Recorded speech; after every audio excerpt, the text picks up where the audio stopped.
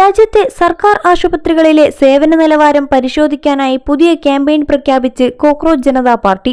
പൊതുജനാരോഗ്യ രംഗത്ത് സമഗ്രമായ മാറ്റങ്ങൾ കൊണ്ടുവരേണ്ടതുണ്ടെന്നും കൃത്യമായ ചികിത്സ ലഭിക്കാതെ പൊതുജനങ്ങൾ വലിയ രീതിയിൽ ദുരിതമനുഭവിക്കുകയാണെന്നും പാർട്ടി കൺവീനർ അഭിജിത്ത് ദീപ്കെ ചൂണ്ടിക്കാട്ടി. ഇതിന്റെ ഭാഗമായി സർക്കാർ ആശുപത്രികളിലെ നിലവിലെ പ്രവർത്തനങ്ങളും സേവനങ്ങളും പരിശോധിക്കുന്നതിനുള്ള സമഗ്രമായ പ്രചാരണ പരിപാടികൾക്കാണ് പാർട്ടി തുടക്കമിട്ടിരിക്കുന്നത്.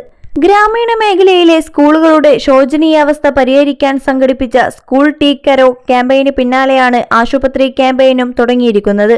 ജനകീയ വിഷയങ്ങൾ ഏറ്റെടുത്തുള്ള മുന്നേറ്റമാണ് തങ്ങളുടെ ലക്ഷ്യമെന്ന് CJP നേരത്തെ പ്രഖ്യാപിച്ചിരുന്നു. ഇതിന്റെ ഭാഗമായാണ് സ്കൂൾ ആശുപത്രി വിഷയങ്ങളടക്കം CJP സജീവമാക്കുന്നത്.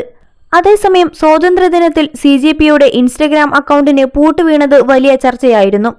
മണിക്കൂറുകൾക്കുള്ളിൽ അക്കൗണ്ട് പുനഃസ്ഥാപിച്ചെങ്കിലും രൂക്ഷ വിമർശനവുമായി CJP സ്ഥാപകൻ അഭിജിത്ത് ദീപ്കെ രംഗത്തെത്തിയിരുന്നു. ഗ്രാമങ്ങളിലെ സ്കൂളുകളിൽ സ്കൂൾ ടേക്ക് കെയർ ക്യാമ്പയിൻ മഹാരാഷ്ട്രയിലെ സ്വന്തം ഗ്രാമത്തിൽ തുടക്കമിട്ടുകൊണ്ടാണ് അഭിജിത്ത് ദീപ്കെ സംസാരിച്ചത്. സ്വാതന്ത്ര്യദിനത്തിൽ പുലർച്ചെ 6 മണിയോടെയാണ് 26 ദശലക്ഷത്തിലധികം ഫോളോവേഴ്സുള്ള കോക്രോച്ച് ജനതാ പാർട്ടിയുടെ ഔദ്യോഗിക ഇൻസ്റ്റഗ്രാം അക്കൗണ്ട് അപ്രത്യക്ഷമായത്.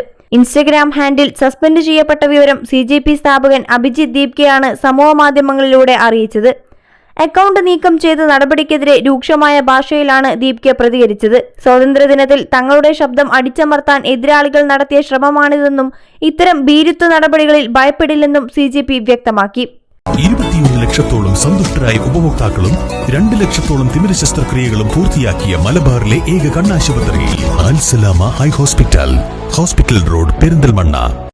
പ്രധാനമന്ത്രി ചെങ്കോട്ടയിൽ നിന്നും രാജ്യത്തെ അഭിസംബോധന ചെയ്യുന്നതിന് മണിക്കൂറുകൾ മുമ്പാണ് CJPയുടെ അക്കൗണ്ടിന് പൂട്ടുവീണത്.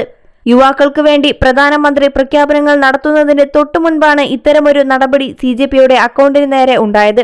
എന്നാൽ വിവരം പുറത്തുവന്നതിന് പിന്നാലെ മെറ്റ മണിക്കൂറുകൾക്കകം അക്കൗണ്ട് പുനഃസ്ഥാപിച്ചു.